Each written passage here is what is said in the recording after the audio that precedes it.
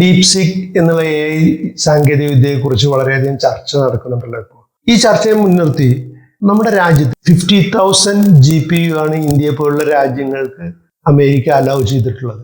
ശരിക്കും ഇത്തരം നിയന്ത്രണങ്ങളിലൂടെ മറ്റുള്ള രാജ്യങ്ങളുടെ പുരോഗതിക്ക് ഒരു തടയണയിടയല്ലേ അമേരിക്ക ചെയ്യുന്നത്? ഇതിനെ എങ്ങനെയാണ് നോക്കിക്കാണേണ്ടത്? ഇത് ഇപ്പൊ ഈ AI സംബന്ധിക്കുന്ന ഒരു പ്രശ്നമൊന്നുമല്ല. ഇത്തരത്തിലുള്ള നിയന്ത്രണങ്ങൾ, സാങ്കേതിക വിദ്യയുടെ കൈമാറ്റം എന്ന് പറയുന്നത് ഒരു രാജ്യം കണ്ടെത്തിയിട്ട് അത് മറ്റു രാജ്യങ്ങൾക്ക് കൊടുക്കാതിരിക്കുക എന്ന് പറയുന്നത് ഇന്ന് തുടങ്ങിയ ഒരു പ്രശ്നമൊന്നുമല്ല. ഇതൊക്കെ നമ്മളിപ്പോ ഇങ്ങനെ ചർച്ചയ്ക്ക് എടുക്കുന്നത് നമ്മൾ തന്നെ മനസ്സിലാക്കേണ്ടതാണ്. ഇപ്പൊ ആണവ സാങ്കേതിക വിദ്യ അത് എല്ലാ രാജ്യങ്ങൾക്കും കൊടുത്തിട്ടുണ്ടോ? കൊടുത്തിട്ടില്ല. തന്നെത്താൻ റിസർച്ച് ചെയ്ത് കണ്ടെത്തിയിട്ടുള്ളവർ മാത്രമേ അത് ഉപയോഗിക്കുന്നുള്ളൂ. അപ്പൊ അതൊക്കെ നമ്മൾ ഈ ഒരു AI കാര്യം വരുമ്പോൾ മാത്രം ഡിസ്കസ് ചെയ്യുന്ന ഒരു സ്ഥലമല്ല. മറ്റു രാജ്യങ്ങൾ വളരാതിരിക്കാനായിട്ട് തടസ്സം ഉണ്ടാക്കിക്കൊണ്ടിരിക്കുന്നതായിരുന്നു എല്ലാ രാജ്യങ്ങളും ചെയ്തുകൊണ്ടിരുന്നത്. പണ്ട് കാലത്ത് എന്തുകൊണ്ടാണ് ഇതിങ്ങനെയൊക്കെ സംഭവിച്ചതെന്ന് പറഞ്ഞാൽ, ഒരു രാജ്യത്ത് ആരെങ്കിലും ഒരു ആയുധം പുതിയതായിട്ട് കണ്ടുപിടിച്ചാൽ ആ ആയുധം മറ്റുള്ളവർക്ക് കിട്ടാതിരിക്കാൻ എല്ലാവരും ശ്രമിക്കും. അതുകൊണ്ട് അങ്ങോട്ടും ഇങ്ങോട്ടും ആക്രമിച്ച് കീഴടക്കി വലിയ സാമ്രാജ്യങ്ങൾ ഉണ്ടാക്കിക്കൊണ്ടിരിക്കുന്ന രാജാക്കന്മാരുടെ കീഴിലായിരുന്നു എല്ലാ രാജ്യങ്ങളും ഉണ്ടായിരുന്നു. അന്ന് ഒരു സാങ്കേതിക വിദ്യയും കൊടുക്കില്ല. കൊടുക്കുന്ന ഏതാണ്? താനെ വലിയ റിസർച്ച് ഒന്നും ചെയ്യാതെ അല്ലെങ്കിൽ അതിന് പണികളൊന്നും എടുക്കാതിരിക്കുന്ന സാധനങ്ങൾ അങ്ങോട്ടും ഇങ്ങോട്ടും ഞാൻ പണ്ട് ആദ്യകാലത്തെ ട്രേഡ് എന്നൊക്കെ പറയുന്നത് നിങ്ങൾ ഉണ്ടാക്കുന്ന വസ്തുക്കൾ മറ്റുള്ളവർക്ക് കൊടുത്ത് അവർക്ക് ആവശ്യമുള്ള സാധനങ്ങൾ തിരിച്ചങ്ങോട്ടും ഇങ്ങോട്ടും മേടിക്കുന്ന ബാർട്ടർ സിസ്റ്റം പോലെ ആയിരുന്നല്ലോ ട്രേഡ് എല്ലാം നിന്നിരുന്നത്. ആ സ്ഥലത്തു നിന്ന് മാറി സാങ്കേതിക വിദ്യയുടെ വളർച്ചയെന്ന് പറയുന്ന മേഖല മറ്റ് രാജ്യങ്ങളെ കീഴടക്കാനുള്ള സാങ്കേതിക വിദ്യയായിട്ട് വികസിക്കാൻ തുടങ്ങിയിട്ട് എത്രയോ വർഷമായി. കൊടുക്കില്ല. ഒരു വാള് ഉണ്ടാക്കുന്ന കഴിഞ്ഞാൽ വാളിന്റെ ഈ ടെമ്പർ എന്ന് നമ്മൾ പറയുന്നതാണ് വേറൊരു എതിരാളിയുടെ വാളിനെ വെട്ടി മുറിക്കാൻ പറ്റുന്ന നിലവാരത്തിൽ ടെമ്പർ ഉണ്ടാക്കാൻ പറ്റുമായിരുന്നു.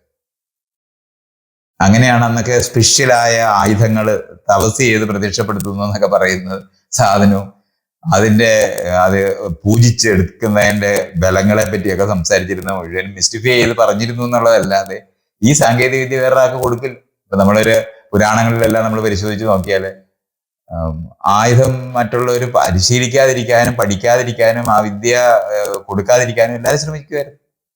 ഇത് ഇന്ന് തുടങ്ങിയ ഒരു പ്രശ്നമൊന്നുമല്ല. അതൊരു കൺഫ്യൂഷനാണ്. അത് കഴിഞ്ഞിട്ട് അങ്ങനെ രഹസ്യമായി വെക്കുന്നിടത്ത് പോയി ആരും അറിയാതെ അവരുടെ ഒപ്പം ചേർന്ന് നിന്ന് സ്പൈകളെ പോലെ ആയിട്ട് നിന്ന് അവിടെ നിന്ന് ആ സാങ്കേതിക വിദ്യ പഠിച്ച് അത് കൊണ്ട് തിരിച്ചു നാട്ടിലേക്ക് വരുന്ന എത്രയോ മനുഷ്യരുണ്ടായിരുന്നു.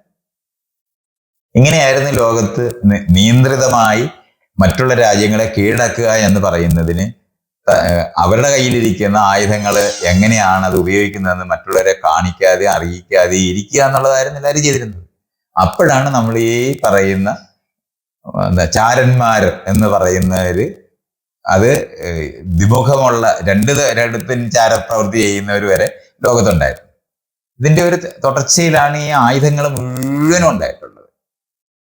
അതിനുശേഷം ഈ കഴിയുന്നത്രയും ട്രേഡ് ചെയ്യുക എന്ന് പറയുന്ന യുക്തിക്കകത്ത് വരുമ്പോഴാണ് ഒരു സാങ്കേതിക വിദ്യ ഉള്ള ഒരു രാജ്യത്തു നിന്ന് ആ ആയുധം പിടിച്ചോണ്ട് വന്നാൽ ഇവിടെ റിസർച്ച് ചെയ്തിട്ട് അതുപോലെ ഉണ്ടാക്കാൻ കഴിയും എന്ന് വന്നിരിക്കുന്ന രാജ്യങ്ങൾ ഓരോ സ്ഥലങ്ങളിൽ ഉണ്ടാക്കുമ്പോൾ ആ രാജ്യത്ത് ചെന്ന് അവരുടെ അത്തരത്തിലുള്ള സംരംഭങ്ങളെ തകർത്ത് കളയുക എന്ന് പറയുന്നതായിരുന്നു അതിന് ശേഷം അവർ ചെയ്തത്. ഇപ്പൊ സമാനമായി അറിവ് എത്ര നിയന്ത്രണത്തോടെ ചെയ്തിരിക്കുമ്പോഴും ആ അറിവിനകത്ത് അതിന് സമാനമായി റിസർച്ച് ചെയ്യാനും ചിന്തിക്കാനും കഴിയുന്ന ആളുകൾ ഓരോ രാജ്യങ്ങളിലും ഉണ്ടാകാൻ തുടങ്ങിയപ്പോഴാണ് മറ്റു രാജ്യത്ത് പോയി അവരുടെ ഇത്തരത്തിലുള്ള ഫെസിലിറ്റികൾ ഇല്ലാതാക്കി കളയുക എന്ന് പറയുന്നതായിരുന്നു പിന്നെ ചെയ്തത്. ഇത്തരത്തിലുള്ള പ്രവർത്തനവും കഴിഞ്ഞതിന് ശേഷമാണ് നമ്മൾ ഈ പ്രോപ്പർട്ടി റൈറ്റ് എന്ന് പറയുന്ന ലോകത്ത് ഇന്ന് നമ്മൾ കാണുന്ന നിയന്ത്രണത്തിന് ഒരു നിയമവശം ഉണ്ടാക്കി എന്ന് പറഞ്ഞാൽ റിസർച്ച് ചെയ്തവർക്ക് ഒരു പ്രതിഫലം കൂടുതൽ കിട്ടണം എന്ന് പറയുന്നതാണ് പേറ്റന്റ് റൈറ്റുകൾ എന്ന് പറയുന്നതൊക്കെ ലോകത്തുണ്ടായിട്ട് ഒരു 10-200 വർഷത്തിനകത്താണ് നമ്മൾ ഇന്ന് കാണുന്ന തരത്തിലേക്ക് ലോകം മാറിയത്. അതിനുശേഷവും ഈ നമ്മൾ ഈ പറയുന്ന എന്താണ്, അറിവ് എല്ലാവർക്കും പകർന്നു കൊടുക്കണം, ആ അറിവ് മറ്റുള്ളവർക്ക് കൊടുക്കുന്നത് കൊണ്ട് നമുക്ക് നഷ്ടം വരുത്തില്ല എന്ന് പറയുന്ന പണ്ടങ്ങനെയായിരുന്നല്ലോ അറിവിനെ പറ്റി പഠിപ്പിക്കുന്നത്. നിങ്ങളുടെ അറിവ് എല്ലാവർക്കും, പക്ഷെ സാങ്കേതിക വിദ്യയെ പറ്റി ഒന്നും ആരും പറയത്തില്ല. എന്തോ ഈ അറിവ് എന്നൊക്കെ പറഞ്ഞിരുന്നത് കുറെ ഉപദേശങ്ങൾ അങ്ങോട്ടും ഇങ്ങോട്ടും പറയുന്നതിനെ പറ്റിയാണ്. നന്നായി വളരണം, നന്നായി ഇരിക്കണം, നന്നായി ചിരിക്കണം, എല്ലാവരെയും കാണുമ്പോൾ പുഞ്ചിരിക്കണം എന്നൊക്കെ പറഞ്ഞ് പഠിപ്പിക്കുന്ന കുറെ ഈ മോട്ടിവേഷൻ സ്പീക്കേഴ്സ് പറയുന്ന പോലുള്ള കുറെ സാധനങ്ങളുണ്ട്. ഇതാണ് ഈ ആൾക്കാർ ഈ അങ്ങോട്ട് അറിവെന്ന് പറഞ്ഞ് പകരുന്നത്. പക്ഷെ യഥാർത്ഥ അറിവെന്ന് പറയുന്നത് ചുറ്റുപാടിനെ നമുക്ക് അനുകൂലമാക്കി എത്രത്തോളം ഇണക്കി നമ്മുടെ ജീവിതത്തിനകത്ത് സ്വാതന്ത്ര്യം ഉണ്ടാക്കാൻ കഴിയുന്നു, അതിനെയാണ് ശരിയായ അറിവെന്ന് പറയുന്നത്. ഈ അറിവ് പരമാവധി കൊടുക്കാതിരിക്കുന്നത്, നമ്മൾ മരുന്നുണ്ടാക്കുന്നത് ഒറ്റമൂലി എന്നൊക്കെ പറഞ്ഞ് പണ്ട് കാലത്ത് ഒരു കുടുംബത്തിനകത്തൊരു ഒറ്റമൂലി ഉണ്ടെന്ന് വെച്ചാൽ അത് വേറൊരു ആൾക്ക് പറഞ്ഞു കൊടുക്കത്തില്ല. മക്കളുടെ ചെവിയില് മരിക്കുന്നതിന് മുമ്പ് പറയുക എന്ന് പറയുന്നതാണ് ആൾക്കാർ ചെയ്തിരുന്നത്. കാരണം ഇതൊരു വരുമാന മാർഗമാണ്. നമുക്ക് സവിശേഷമായ അറിവ് വേറെ ആൾക്കാർക്ക് കൊടുക്കാതെ നമ്മളിലൂടെ തന്നെ അതിന്റെ പ്രൊഡക്ഷൻ സെന്റർ നിലനിൽക്കണമെന്ന് ആഗ്രഹിക്കുന്ന ലോകങ്ങളായിരുന്നു എപ്പോഴും ഉണ്ടായിരുന്നു. അത് ഇപ്പൊ സംഭവിച്ചതല്ല കേട്ടോ. അതുകൊണ്ട് നിങ്ങൾ അത് ഇങ്ങനെ എയുടെ കാര്യത്തിൽ വരുമ്പോഴൊന്നും അല്ല. ലോകത്ത് ഈ തരത്തിലുള്ള അറിവിനെ നിയന്ത്രിതമായി ഉപയോഗിച്ച് അവരെ കീഴടക്കി നിലനിർത്തുക എന്ന് പറയുന്നതായിരുന്നു ലോകത്ത് വികസിച്ചു വന്നിരുന്ന രീതി എന്ന് പറയുന്നത്. അധികാരം ഏതെങ്കിലും ഒരു രാജാവിൽ കേന്ദ്രീകൃതമായി, ഒരു സാമ്രാജ്യങ്ങളിൽ കേന്ദ്രീകൃതമായിട്ട് രൂപപ്പെടുക എന്ന് പറയുന്നതായിരുന്നു ലോകത്ത് മുഴുവൻ സംഭവിച്ചിരുന്നത്. ഇതിനൊക്കെ ഒരു ബ്രേക്കൊക്കെ ഉണ്ടാകുന്നത് തന്നെ കീഴടക്കി ലോകം മുഴുവനും കീഴടക്കുന്നിടത്തേക്ക് ലോകത്ത് എത്തിച്ചേർന്ന സമയത്ത് അതാത് രാജ്യങ്ങൾക്ക് തന്നെ മറ്റു രാജ്യങ്ങളിൽ പോയി അവരെ കീഴടക്കി നിർത്തുന്നതിന് ആവശ്യമായ സാങ്കേതിക വിദ്യ അതാത് പ്രദേശങ്ങളിൽ ഉണ്ടാക്കാൻ ബാധ്യത വന്നു എന്നുള്ളതാണ് സംഭവിച്ചത്. ഇതൊക്കെയാണ് നമ്മൾ മനസ്സിലാക്കേണ്ടത്. മറ്റുള്ളവർ സ്വതന്ത്രമായി തന്നെത്താൻ ചിന്തിച്ചേ, കാരണം ആദ്യം കണ്ടുപിടിക്കുന്നവരെ പോലെ തന്നെ എല്ലാ സമയത്തും എല്ലാവർക്കും അത്തരത്തിലുള്ള കണ്ടുപിടുത്തങ്ങളുടെ സാധ്യതകളൊന്നും. ആ സാധ്യതകൾ വികസിക്കുക എന്ന് പറയുന്ന ഓരോരോ പ്രദേശങ്ങൾ വികസിക്കുന്നതിന് തടസ്സം നിൽക്കുക എന്ന് പറയുന്നതാണ് ഞാൻ ആദ്യം പറഞ്ഞ രീതി. ഇതിനുശേഷം സാമ്രാജ്യങ്ങൾ ഉണ്ടായപ്പോൾ എല്ലാ രാജ്യങ്ങളിലെ മുകളിലെ ഒന്നിച്ച് ആധിപത്യത്തോടെ ഇരിക്കുന്ന വൻ സാമ്രാജ്യങ്ങൾ, നമുക്ക് ഭൂമി മുഴുവനും കൂടെ കീഴടക്കുന്ന രാജ്യങ്ങളൊക്കെ ഉണ്ടാക്കിയപ്പോഴാണ് അത് ഭരിക്കാൻ വേണ്ടി കുറച്ച് നമുക്ക് വലിയ തട്ടുകേട് വരാത്ത നമുക്ക് അനുകൂലമായി നിൽക്കുന്ന ആൾക്കാർക്ക് ട്രെയിനിങ് സെന്റർ ഒക്കെ ഉണ്ടാക്കി വിദ്യാഭ്യാസം എന്ന് പറഞ്ഞ് നമ്മൾ പഠിപ്പിക്കുന്ന മുഴുവനും ഈ സാങ്കേതിക വിദ്യ കൈകാര്യം ചെയ്യാൻ കഴിവുള്ളവരെ അതാത് പ്രദേശങ്ങളിൽ ഉൽപ്പാദിപ്പിച്ച് അനുചരന്മാരാക്കി അവരുടെ ബോധത്തിനകത്ത് രൂപീകരണം അതും കൂടെ മനസ്സിലാക്കേണ്ടതുണ്ട്. ആന്തരികമായിട്ട് അവരോട് വിധേയത്വം അനുഭവിപ്പിക്കുന്ന ആളുകളെ ഉൽപ്പാദിപ്പിക്കുന്നതായിരുന്നു ആദ്യകാലത്തെ ഈ വിദ്യാഭ്യാസം എന്ന് പറഞ്ഞാൽ. അത് മുഴുവനും മതപരമായ രീതിയിലായിരുന്നു ആ വിദ്യാഭ്യാസം കൊടുത്തിരുന്നത്. മതങ്ങൾ പ്രചരിപ്പിക്കുക എന്ന് പറയുന്നത് എല്ലാ സാമ്രാജ്യത്തിൻ്റെ ആവശ്യമായിരുന്നു. അത് ഈ മറ്റു രാജ്യത്തുള്ള ഒരു ജനത അവരോടൊപ്പം നിൽക്കാൻ വേണ്ടി തന്നെ ആയിരുന്നു ഈ മതം പഠിപ്പിച്ചിരുന്നത്. കീഴടങ്ങി ഒരു ശക്തിക്ക് മുമ്പിൽ കീഴടങ്ങി ഞങ്ങളുടെ ദൈവം നിങ്ങളുടെ ദൈവമാക്കി മാറ്റണം. അപ്പൊ എന്ത് പറഞ്ഞാൽ അവരുടെ മനസ്സിനെ നിയന്ത്രിക്കാനായിട്ട് നമുക്ക് കഴിയും. ഇതിനായിരുന്നു അത് പഠിപ്പിച്ചിരുന്നത്. ഈ രീതിയിൽ തന്നെയായിരുന്നു സാങ്കേതിക വിദ്യ പോലും കടത്തിക്കൊണ്ടുവന്നത്. നമുക്ക് വെറുതെ നോക്കിയാൽ മതി, ബ്രിട്ടീഷുകാർ ഇന്ത്യ ഭരിക്കാൻ തുടങ്ങുമ്പോൾ ഇന്ത്യയിലെ ഈ പബ്ലിക് സ്കൂളുകൾ മുഴുവൻ അവർ ആരംഭിക്കുന്നത് ഇന്ത്യക്കാരെ കൊണ്ട് ഇന്ത്യക്കാരെ ഭരിക്കാൻ വേണ്ടിയാണ്. ആ നിലവാരത്തിൽ അവരുടെ നീഡ് അഡ്രസ് ചെയ്യുന്ന അറിവ് കൊടുക്കുക എന്ന് പറയുന്ന ഒരു ഇടമായിരുന്നു അവരുണ്ടാക്കിയ സ്കൂളുകളും കോളേജുകളും അല്ല. ഇനി തോക്ക് ഉപയോഗിക്കാൻ പഠിപ്പിക്കണം, തോക്ക് എങ്ങനെ ഉണ്ടാക്കുന്നതെന്ന് പഠിപ്പിക്കത്തില്ല. നമ്മൾ വളരെ കൃത്യമായിട്ട് അറിയേണ്ടതാണ്. ഇങ്ങനെ സാങ്കേതിക വിദ്യ ട്രാൻസ്ഫർ ചെയ്യത്തില്ലായിരുന്നു. അത് പിൽക്കാലത്ത് വിലയ്ക്ക് വിൽക്കാൻ പറ്റുന്ന ലോകമൊക്കെ ഉണ്ടായപ്പോഴാണ് ഇന്റലക്ച്വൽ പ്രോപ്പർട്ടി റൈറ്റ് എന്ന് നമ്മൾ പറയുന്ന രീതിയിൽ ഇതിനെ കോയിൻ ചെയ്ത് വിലയ്ക്ക് വിൽക്കുക എന്ന് പറയുന്ന സ്ഥലത്ത് വരുമ്പോൾ അതിന്റെ വരുമാനം അതിൻ്റെ അകത്ത് വിലയ്ക്ക് വിൽക്കുക എന്ന് പറഞ്ഞാൽ ഒറ്റയടിക്ക് മുഴുവൻ കൊടുക്കത്തില്ല. ഒരു ഏരിയ വരെ കൊടുക്കും. ബാക്കി എല്ലാ തവണയും ഞങ്ങളുടെ എക്സ്പെർട്ടുകൾ നിങ്ങളുടെ കൂടെ വന്ന് അവിടെ നിന്ന് ഞങ്ങളെ കൂടെ റോക്കറ്റ് ടെക്നോളജി, ഈ പറയുന്ന ആയുധങ്ങൾ ഉണ്ടാക്കുന്നത്, ഇപ്പൊ നമ്മൾ ഈ എയർ പ്ലെയിൻ ഉണ്ടാക്കുന്ന സാങ്കേതിക വിദ്യ, ഇതുപോലുള്ള സകല സാധനവും അതിന്റെ മുഴുവനും ഒരിക്കലും പഠിപ്പിക്കത്തില്ല. അത് സാക്ഷാത്കരിക്കുക എന്ന് പറയുന്ന നിലവാരത്തിൽ മുഴുവൻ കൊടുക്കത്തില്ല. ഇപ്പൊ തന്നെ നമ്മൾ ഈ നോക്കിയാൽ മതി, ഇന്റലക്ച്വൽ പ്രോപ്പർട്ടി റൈറ്റിന്റെ ഇത് ഉപയോഗിച്ച് മുഴുവൻ രാജ്യങ്ങളെയും നിയന്ത്രിതമായി ഇതിന്റെ ഉപഭോക്താക്കളാക്കി മാറ്റിയത്തേ ഉള്ളൂ. നിങ്ങളിപ്പോ ഒരു കാർ ഇവിടെ ഇന്ത്യയിൽ ഇറക്കുമതി ചെയ്യുന്ന കാറിന്റെ എല്ലാ സാങ്കേതിക വിദ്യ ഇവിടെ തരത്തില്ല. ഇത് ഈ ടെക്നോളജി ട്രാൻസ്ഫർ ചെയ്യുമോ എന്ന് ചോദിച്ചിട്ടുള്ള കരാറുകൾ ഉണ്ടാക്കിയാണ്. പക്ഷെ ഇവിടെ ഇന്റേണൽ റിസർച്ച് ചെയ്യണം. റിസർച്ച് ചെയ്യാന്ന് പറഞ്ഞാൽ അത്ര എളുപ്പമൊന്നുമല്ല. അതിന് ധാരാളം അറിവ്, മറ്റു മേഖലകളിലുള്ള അറിവും കൂടെ ഉണ്ടെങ്കിലേ പറ്റുള്ളൂ. അപ്പൊ അങ്ങനെ ഉണ്ടാകാനായിട്ട് ഈ ഒരു കഴിഞ്ഞ ഒരു 100-200 വർഷമായി ലോകവ്യാപകമായി സാമ്രാജ്യം ഉണ്ടാക്കിയ ബ്രിട്ടനെ പോലുള്ള രാജ്യമോ അല്ലെങ്കിൽ ഫ്രാൻസിനെ പോലൊരു രാജ്യം അല്ലെങ്കിൽ സ്പെയിനിനെ പോലുള്ള രാജ്യം, പോർട്ടുഗലിനെ പോലുള്ള രാജ്യങ്ങളൊക്കെ ലോകത്തുണ്ടായപ്പോഴാണ് ലോകവ്യാപകമായി അവരുടെ സാമ്രാജ്യമാക്കി അവർ മാറ്റിയത്. മറ്റേ അതുവരെ ഒരു പ്രദേശത്തുള്ള സാമ്രാജ്യങ്ങൾ, ഇപ്പൊ ഇന്ത്യയിലെ നമ്മൾക്ക് എടുക്കുകയാണെന്നുണ്ടെങ്കിൽ ഈ ഒരു കോണ്ടിനെന്റിനകത്ത് നിൽക്കുന്ന സാമ്രാജ്യങ്ങളായിരുന്നു കൂടുതൽ ഉണ്ടായിട്ടുള്ളത്. വള്ളത്തിന്റെ സാങ്കേതിക വിദ്യ വികസിച്ച് മോട്ടോർ കണ്ടുപിടിച്ചൊക്കെ വന്നപ്പോഴാണ് ലോകവ്യാപകമായി ഉണ്ടാകുന്ന സാമ്രാജ്യങ്ങൾ ഉണ്ടായത്. ഈ സമയത്താണ് ഈ റൈറ്റ് എന്ന് പറയുന്ന സാധനം അവരുടെ ആവശ്യങ്ങൾക്കനുസൃതമായി മറ്റു രാജ്യങ്ങളിൽ കൊടുക്കുക എന്ന് പറയുന്നത് മാത്രമേ എന്നും ചെയ്തിട്ടുള്ളൂ. ഏറ്റവും പുതിയ ടെക്നോളജി ഒരു 5 വർഷത്തേക്ക് ഒരിക്കലും മറ്റുള്ളവർക്ക് അക്സസിബിൾ ആകാതിരിക്കാനായിട്ട് നോക്കുക തന്നെ ചെയ്യും. മിനിമം ആണ് ഇതൊക്കെ. 5-50 വർഷമൊക്കെയാണ് പണ്ട് തൊട്ടുണ്ടായിരുന്നത്. പേറ്റന്റ് റൈറ്റ് എന്ന് പറയുന്നത് നമ്മൾ എഴുതുന്ന പുസ്തകങ്ങൾക്ക് പോലും കോപ്പി റൈറ്റ് എന്ന് പറയുന്നത് 50 വർഷമാണ്. ഇങ്ങനത്തെ സാധനങ്ങളിലുള്ള അറിവ് പരക്കാതിരിക്കാനും നിയന്ത്രിതമായി പരക്കാനും അനുവദിച്ച് മനുഷ്യരെ, മറ്റുള്ളവരെ കീഴടക്കി ഭരിക്കുക എന്ന് പറയുന്ന തത്വത്തിൽ അധിഷ്ഠിതമായിട്ടാണ് ലോകത്ത് സകല സാമ്രാജ്യങ്ങളും ഉണ്ടായത്. അതുകൊണ്ട് അത് അത്ഭുതമൊന്നുമല്ല. എവിടെയാണ് ഇയാൾ ചോദിക്കുന്ന ചോദ്യത്തിന്റെ ഒരു പ്രസക്തി വരുന്നതെന്ന് പറഞ്ഞാൽ, അറിവ് എല്ലാവർക്കും കൊടുക്കേണ്ടതാണ് എന്ന് പറഞ്ഞിരുന്ന പഴയകാല ആശയവും, അതേപോലെ അറിവ് അങ്ങനെയാണ് എന്ന് പറഞ്ഞാൽ ഏതർത്ഥത്തിൽ കമ്പോളം നിർണയിക്കണം എന്ന് പറയുന്ന, നമ്മൾ മുതലാളിത്തം എന്ന് വിളിക്കുന്ന സിസ്റ്റത്തിനകത്ത് കമ്പോളം സ്വാഭാവികമായി നിർണയിച്ചോളും എന്ന് പറയുന്നിടത്ത് സ്വാതന്ത്ര്യമുണ്ട് എന്ന് പഠിപ്പിച്ചിരുന്ന യുക്തി കൊണ്ടാണ് ഇയാൾ ആ ചോദ്യം ചോദിച്ചത്. അപ്പൊ എന്തുകൊണ്ടാണ് അങ്ങനെ അറിവ് അങ്ങനെ ചെയ്തിട്ടില്ല ഒരിക്കലും. കമ്പോളം നിർണയിക്കുമെന്ന് പറയുകയല്ലാതെ എല്ലാ കമ്പോളവും നിയന്ത്രിതമായ കമ്പോളങ്ങളെ ലോകത്തുണ്ടായിട്ടുള്ളൂ.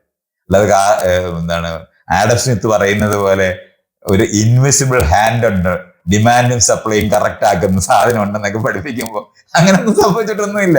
അതൊരു സങ്കല്പം മാത്രമാണ്. അത് പറഞ്ഞ് എല്ലാവർക്കും കൊടുക്കേണ്ടത്, എല്ലാവരുടെയും ജീവിതത്തിനെ മെച്ചപ്പെടുത്തുന്നതിന് വേണ്ടി സാങ്കേതികമായ അറിവും മറ്റു തരത്തിലുള്ള റിസോഴ്സസ്, വിഭവങ്ങൾ, ഉൽപ്പാദിക്കുന്ന വിഭവങ്ങളും പങ്കുവെക്കണം എന്ന് പറയുന്ന ആശയം ലോകത്തെ വികസിക്കുന്നതിനെ തടസ്സം പിടിക്കുന്നതിന് വേണ്ടിയാണ് ഈ കമ്പോളത്തിന്റെ ഇൻവിസിബിൾ ഹാൻഡിനെ പറ്റി പറഞ്ഞിട്ടുള്ളത്. അല്ല, ഇയാൾ വിചാരിക്കുന്ന പോലെ ഇങ്ങനെ കമ്പോളത്തിൽ സ്വതന്ത്രമായി അഴിച്ചുവിട്ട അറിവും വിഭവങ്ങളും എല്ലാവരും ഒഴുകി പരന്ന് പെർക്കുലേറ്റ് എന്ന് ഇംഗ്ലീഷുകാർ പറയും. ഇങ്ങനെ ഡ്രിഫ്റ്റ് ചെയ്ത് വിഭവങ്ങളൊക്കെ എല്ലാവരിലും എത്തിച്ചേരും എന്നൊക്കെ പറയുന്നത് വെറുതെ ചുമ്മാ പറയുന്നതാണ്. ആളുകളെ പറ്റിക്കാൻ വേണ്ടി വേണ്ട സ്വർഗത്തിൽ നിങ്ങൾ നന്നായി നല്ല അടിമയായി പെരുമാറിയാൽ നിങ്ങൾ സ്വർഗത്ത് പോകുമെന്ന് പറഞ്ഞ് പറ്റിക്കുന്ന അതേ സാധനമാണ് ഈ കമ്പോളത്തിന്റെ യുക്തി പറഞ്ഞിട്ട് ഇവര് പറ്റിക്കൊണ്ടിരുന്നത്. നമ്മളെ അത് മനസ്സിലാക്കേണ്ടതുണ്ട്. സോഷ്യലിസ്റ്റ് എന്ന് പറഞ്ഞാൽ സമത്വം എന്ന് പറയുന്നത്, സ്വാതന്ത്ര്യം എന്ന് പറയുന്നത്, ഫ്രറ്റേണിറ്റി എന്ന് പറയുന്ന സാഹോദര്യം എന്ന് പറയുന്ന ആശയം ലോകത്ത് വന്നപ്പോൾ അത് ഈ നിയന്ത്രിച്ച് ആളുകളെ അടിമകളാക്കുന്നതിന് വിരുദ്ധമായ ഒരു ആശയമാണെന്ന് അറിയുന്ന അന്ന് തുടങ്ങിയതാണ് ഈ കമ്പോളത്തിന്റെ, തുറന്ന കമ്പോളത്തിൽ നമ്മൾ പരസ്പരം മത്സരിച്ച് മുന്നേറുന്ന യുക്തി പറയുന്നത്. അത്രയേ ഉള്ളൂ. അല്ലാതെ അങ്ങനെ ഒരു സംഭവം ഇതുവരെ ഭൂമിയിൽ ഉണ്ടായിട്ടില്ല. അറിവ് വളരെ കൃത്യമായി അവർക്ക് അഡ്വാൻറ്റേജ്, ആരാണോ അധികാരത്തിൽ അവർ എന്ന് നമ്മൾ പറയുമ്പോൾ ആർക്കാണോ ലോകത്ത് ആധിപത്യവും വിഭവങ്ങളുടെ മേളിൽ ഇപ്പോൾ പിടിച്ചു വെച്ചിരിക്കുന്നത് അവർക്ക് അനുകൂലമായ രീതിയിൽ തന്നെയാണ് ഈ തുറന്നു വെച്ചിട്ടുള്ളത്. അല്ലാതെ ഒരു സമയത്തും ചെയ്തിട്ടില്ല. നിങ്ങൾ വിചാരിക്കുന്ന പോലെ അറിവ് പരക്കട്ടെ, എല്ലാവരും പുഷ്പിക്കട്ടെ, എല്ലാവരും കൂടെ സന്തോഷത്തോടെ ഒന്നിച്ച് ജീവിക്കട്ടെ എന്ന് പറയുന്നതൊക്കെ അത് ഉട്ടോപ്യൻ എന്നുള്ള വാക്കും പറഞ്ഞ് അതിനെ മാറ്റി നിർത്തും.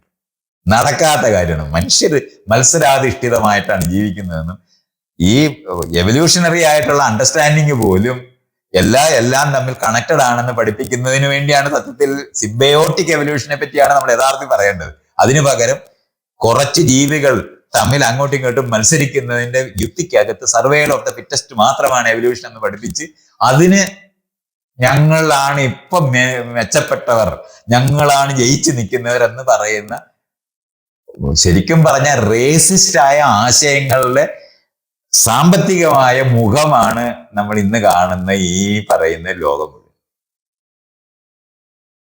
നമ്മൾ സ്പെഷ്യലാണ്, ദൈവത്തിന്റെ അടുത്ത് തന്നെ ഞങ്ങൾ സ്പെഷ്യലാണ് എന്ന് പഠിപ്പിക്കുന്നതിനകത്ത് ചോസൺ ഫ്യൂ എന്ന് പറയുന്ന ഒരു ധാരയും കൂടെ ഉണ്ടെന്നുള്ള കാര്യം നമ്മൾ മറന്നു പോകരുത്.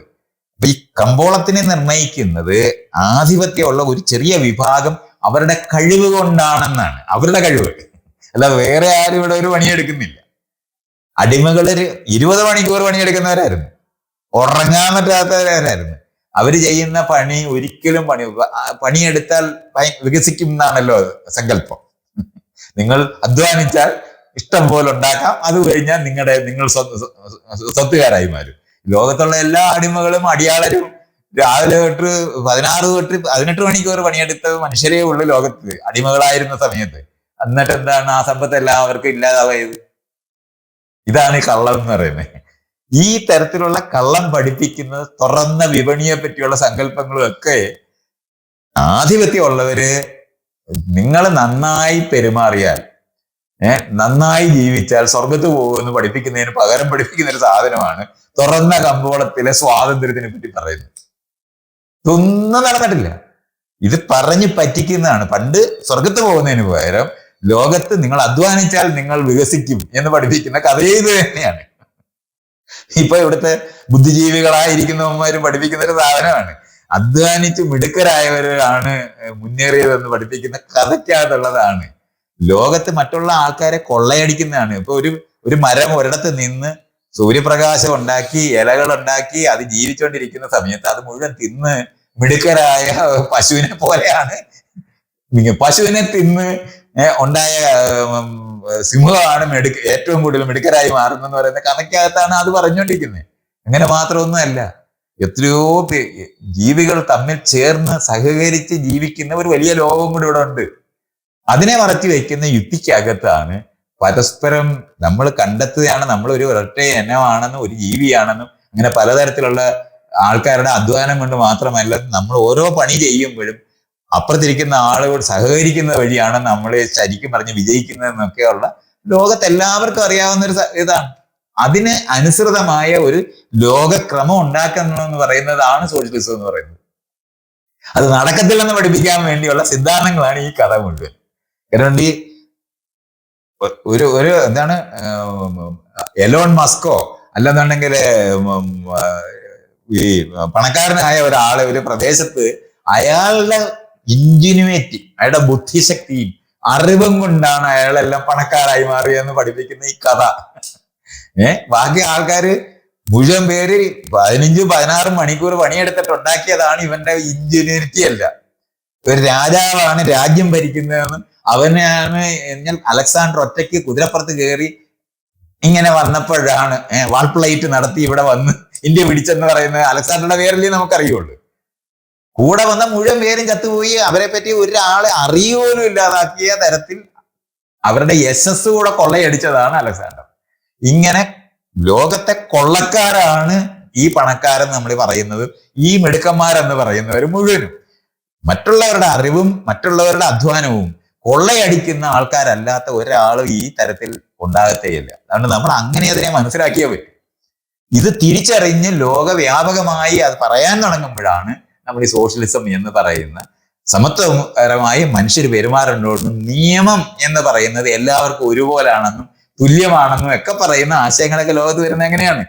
ഈ വന്ന സാധനത്തിന്റെ തുമ്പത്താണ് ഇന്ന് ഇയാളെയും പറയുന്ന എന്താണ് തുറന്ന കമ്പോളം ഉണ്ടെന്ന് അഭിനയിക്കുന്നതല്ലാതെ യഥാർത്ഥത്തിൽ അങ്ങനെ കമ്പോളമില്ല.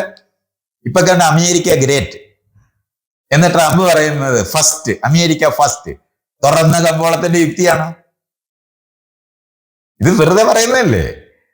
ഈ സാധനം പറഞ്ഞാൽ വളരെ കുറച്ച് ആൾക്കാരുടെ കയ്യിലേക്ക്, പണ്ട് രാജാക്കന്മാരുടെ കയ്യിലാണ് അധികാരവും സമ്പത്ത് വരുന്നതെങ്കിൽ ഇന്ന് ഒരു കൂട്ടം, 1% ലോകത്തുള്ള ആകെയുള്ള ജനതയിൽ 1% ആൾക്കാരുടെ കയ്യിൽ ഈ സമ്പത്ത് കുന്നുകൂടുക എന്നുള്ളതാണ് സംഭവിച്ചിട്ടുള്ളത്.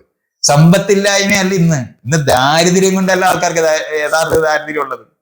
ഇന്ന് ഉൽപ്പാദിപ്പിച്ച ദാരിദ്ര്യം കൊണ്ടാണ്.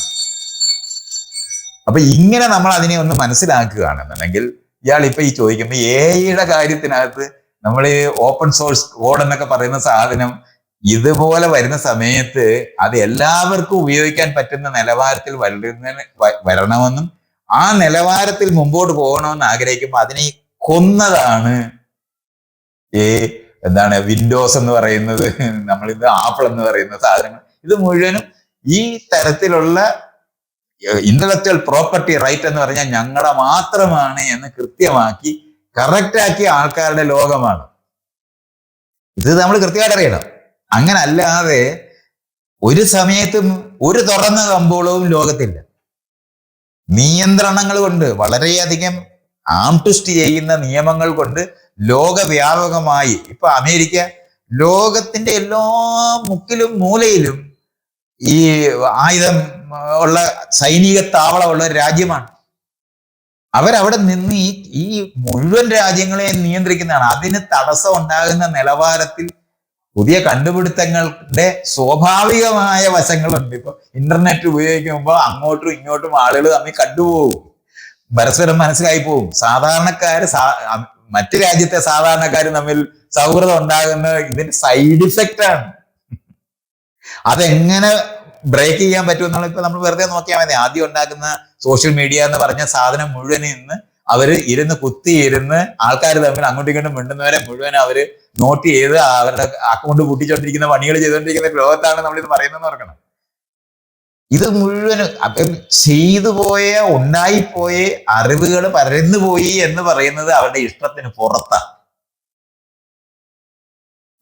അതുകൊണ്ടാണ് ഓപ്പൺ സോഴ്സ് കോഡ് ഉണ്ടാക്കി ആൾക്കാർക്ക് ഇത് എല്ലാവർക്കും ഉപയോഗിക്കുന്ന നിലവാരത്തിൽ മാറുന്ന ഒരു സൈഡ് വന്നപ്പോഴാണ് അതിന്റെ മുകളിൽ ക്യാപ്പ് ഇട്ട് അതൊരിക്കലും മുമ്പോട്ട് വരുന്നതിന് പകരം ലോകവ്യാപകമായ നമുക്കറിയാവുന്ന ആപ്പിളിന്റെയും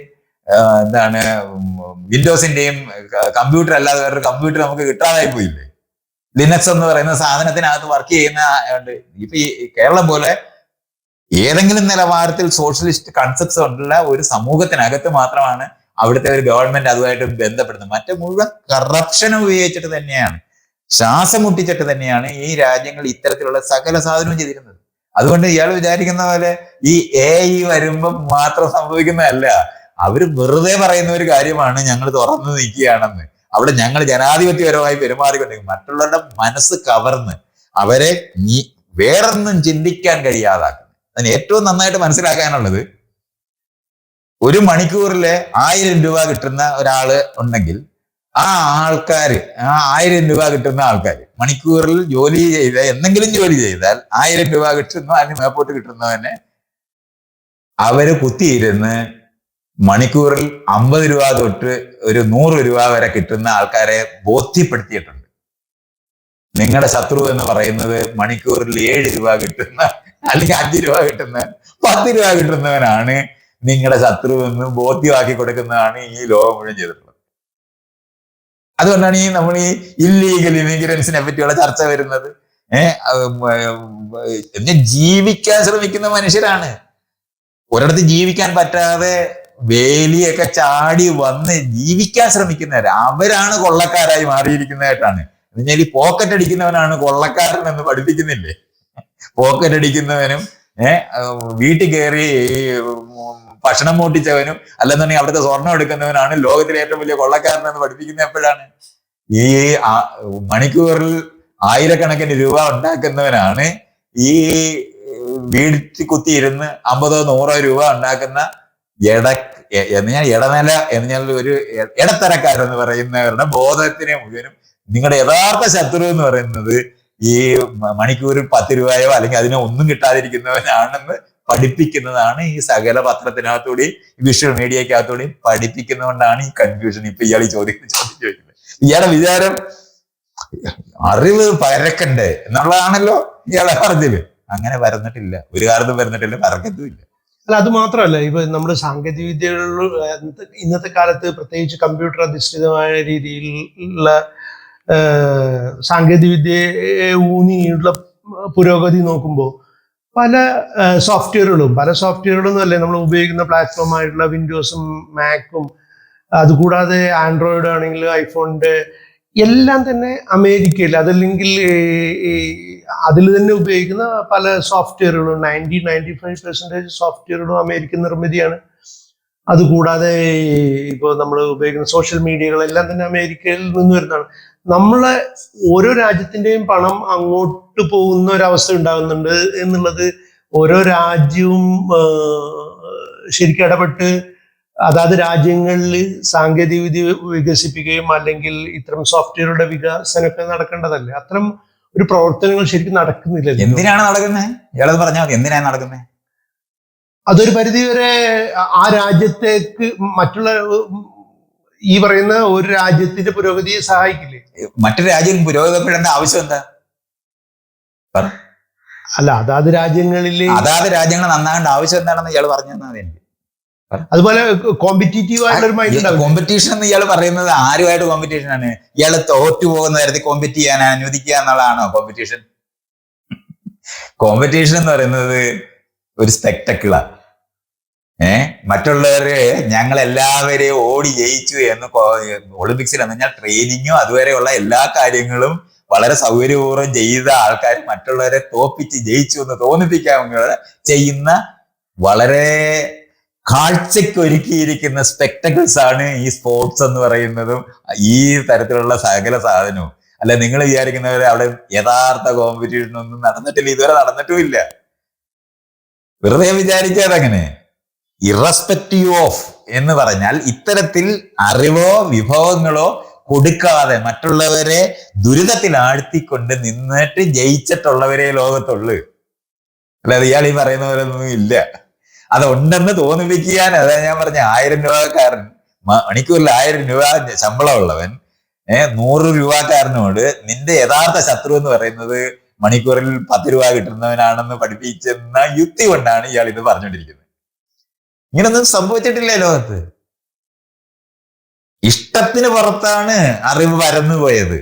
ഞാൻ പറഞ്ഞില്ലേ, ഇന്റർനെറ്റ് ഉണ്ടാക്കുന്നത് പോലെ ഒരു വള്ളം കണ്ടുപിടിച്ചാൽ വള്ളത്തെ കയറി മറ്റേ രാജ്യത്ത് വരണമല്ലോ.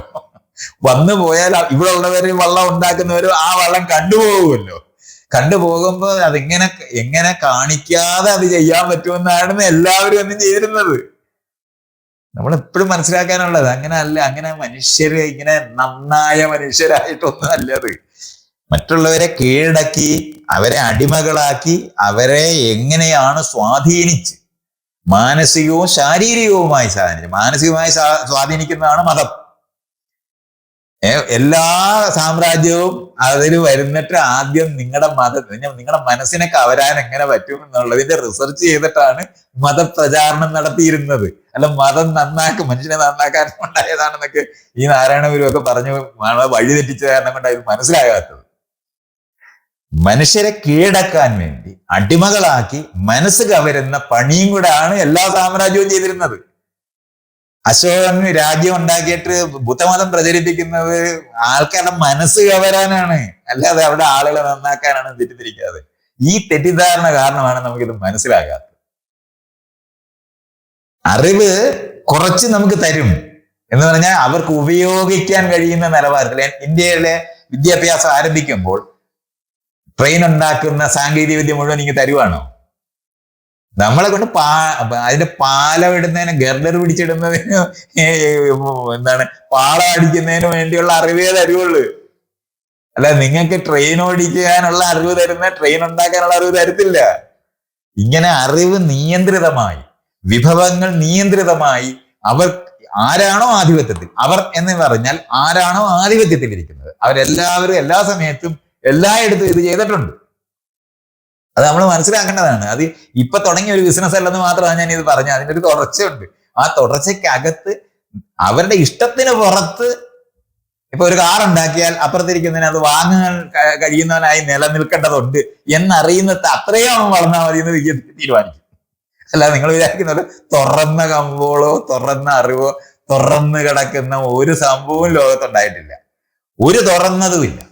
ആളുകൾ ഒരു രാജ്യത്ത് ചെല്ലുന്നവരെ അവർ ഇല്ലീഗലാണെന്ന് വരുന്നത്. മനുഷ്യരെന്ത് ഏതാണ് ലോകത്തെ എല്ലാ കിളികളും എല്ലായിടത്തും ഇവിടെ വെള്ളമില്ലെന്നുണ്ടെങ്കിൽ വെള്ളം ഉള്ളിടത്തേക്ക് പോയിക്കൊണ്ടിരുന്ന ജീവികളല്ലേ. പിന്നെ ആരാണ് ഈ ഇല്ലീഗൽ? ആരാണ് ഈ ലീഗൽ? ജനിച്ചാൽ ലീഗാലിറ്റി ഉണ്ടാവുകയാണോ? എന്താണ് അതൊക്കെ? ഇതൊക്കെ ഇതുപോലെ മനുഷ്യർക്ക് ബോധ്യമാണ്. ഇതൊക്കെ ലീഗലും ഇല്ലീഗലും എന്നൊക്കെ പറയുന്നതൊക്കെ ഒരു സംശയമില്ല. വള്ളത്തെ കയറി ലോകവ്യാപകമായി ഓരോ ഐലൻഡിൽ പോയി മനുഷ്യർ ജീവിക്കുന്ന സമയത്ത് അവിടെ ആരുടെങ്കിലും ചോദിച്ചിട്ടാണ്, അവിടെ മൃഗങ്ങളോടെല്ലാം ചോദിച്ചിട്ടാണോ കയറിയിട്ടുള്ളത്? ഇതൊന്നുമില്ല. കയ്യൂക്ക് കൊണ്ട് മാത്രം ഉണ്ടായിപ്പോയ ലോകങ്ങളാണിതെല്ലാം. അതുകൊണ്ട് വളരെ നിയന്ത്രിതമായ അടിമയ്ക്ക് സ്വയം എന്റെ മുതലാളി നല്ല മുതലാളിയാണെന്ന് തോന്നിപ്പിക്കുന്നതാണ് ആശയം. അതാണ് മതം. കൃത്യമായി പഠിപ്പിക്കുക. ഈ കാണുന്ന രാജാവെന്ന് പറയുന്നത് ദൈവത്തിന്റെ പ്രതിനിധിയാണെന്ന് പഠിപ്പിച്ച്, പ്രവാചകനാണെന്ന് പഠിപ്പിച്ച്, അവന് അവതാരമാണെന്ന് പഠിപ്പിച്ച് മനുഷ്യരുടെ മനസ്സ് കവർന്നാണ് ഇവർ നിർത്തിയിരുന്നത്. അങ്ങനെ അല്ലാതെ ഒരു സമയത്തും ഉണ്ടായിട്ടില്ല. അതിന് പുറത്ത് സാങ്കേതിക വിദ്യ വികസിച്ചപ്പോൾ, ഫാക്ടറി ഉണ്ടായപ്പോൾ ഇത് പഠിപ്പിച്ചേ പറ്റൂ. അപ്പോഴാണ് ആ സ്കൂളും കോളേജും ഒക്കെ ആരംഭിച്ചത്. ആ പഠിപ്പിച്ചു പോയപ്പം ലോകത്ത് അതുവരെ ഉണ്ടായിരുന്ന സിസ്റ്റം, ജാതി ഘടന അനുസരിച്ചിട്ട് നിങ്ങൾ തട്ടുതട്ടായി ഉണ്ടാക്കിയ സംസ്കാരത്തിന് വിരുദ്ധമായി പലയിടത്തു നിന്ന് ആൾക്കാരെ ഒന്നിച്ച് വലിച്ചു കൂട്ടേണ്ടി വന്നപ്പോഴാണ് സാഹോദര്യമൊക്കെ പറയേണ്ടി വന്നു പോയത്. അത് പക്ഷെ അപ്പോഴും വളരെ കൃത്യമായിട്ട് എത്രത്തോളം അറിവ് കൊടുത്താൽ മതി എന്നുള്ളത് നിയന്ത്രിതമായിട്ട് തന്നെ പഠിപ്പിച്ചിട്ടുള്ളത്. അല്ലാതില്ല. ഇന്ന് നമ്മൾ കാണുന്ന സഹകരണം ഉണ്ടായിപ്പോയത് അവരുടെ ഇഷ്ടത്തിന് പുറത്താ. അത് മനസ്സിലാക്കണം. ഇഷ്ടത്തിന് പുറത്താണ്. അപ്പുറത്തിരിക്കുന്നവനെ കൊള്ളയടിക്കാനായിട്ട് അവൻ കുറച്ചും കൂടെ ഉയർന്നു നിന്നാലേ കൂട്ടത്തെ അവനുണ്ടാക്കണമല്ലോ. ഉണ്ടാക്കിയാലല്ലേ കൊള്ളയടിക്കാനൊക്കെ. എന്ന് ഞാൻ നമ്മൾ കോഴിയെ വളർത്തുന്ന പോലെ. കോഴിക്ക് വേണ്ടിയല്ല നമ്മൾ ഭക്ഷണം കൊടുക്കുന്നേ. നമുക്ക് ക്രിസ്മസിന് അതിനെ ചുട്ടു തിന്നാനാണ് ഈ കോഴിക്ക് ഭക്ഷണം കൊടുക്കുന്നത് പോലെ തരുന്ന ഭക്ഷണമാണ് നമ്മൾ ഈ കാണുന്ന അറിവ് പരക്കുന്ന സ്ഥലം. ഒരു കുഞ്ഞാടും ദൈവം വളർത്തിയത് ആട്ടിടയന് വേണ്ടി അല്ലാതെ ആ ആടിന് വേണ്ടി ഇതുവരെ ആരംഭിച്ചിട്ടില്ല. അത് ആരംഭിക്കണമെന്നുള്ളതാണ് നമ്മളൊക്കെ പറയുന്നത്. ഇത് മനസ്സിലാക്കേണ്ടതുണ്ട്. അപ്പൊ നമ്മൾ ഇന്ന് കാണുന്ന AI പറ്റിയുള്ള ഡിസ്കഷൻ ഇത് എത്രയോ നാളായിട്ട് നടക്കുന്ന ഓരോ സാങ്കേതിക വിദ്യയും ഞങ്ങൾ ഒറ്റയ്ക്കുണ്ടാക്കിയതാണെന്ന് പറയുന്നത്. ലോകത്തെ ഇപ്പൊ അമേരിക്ക പോലെ രാജ്യം എടുക്കണം, അവിടുത്തെ യൂണിവേഴ്സിറ്റി പഠിക്കുന്നത് ലോകത്ത് മറ്റുള്ളവർ ഉണ്ടാക്കിയ എഞ്ചിനീയർമാരെയാണ് അവന്മാർ അവിടെ കൊണ്ടുപോകുന്നത്. ഒരൊറ്റ അമേരിക്കക്കാരൻ കണ്ടുപിടിച്ച അവിടെ കാണാൻ വല്ലതും ഉണ്ടെന്നുണ്ടെന്ന് പറഞ്ഞാൽ കൊള്ളയടിക്കാനുള്ള സംവിധാനം ഉണ്ടാക്കിയത് മാത്രമാണ്. അല്ലാതെ ആ ഇന്റലക്ച്വലായ ഒരു സാധനം ആ രാജ്യം പ്രൊഡ്യൂസ് ചെയ്തതല്ല.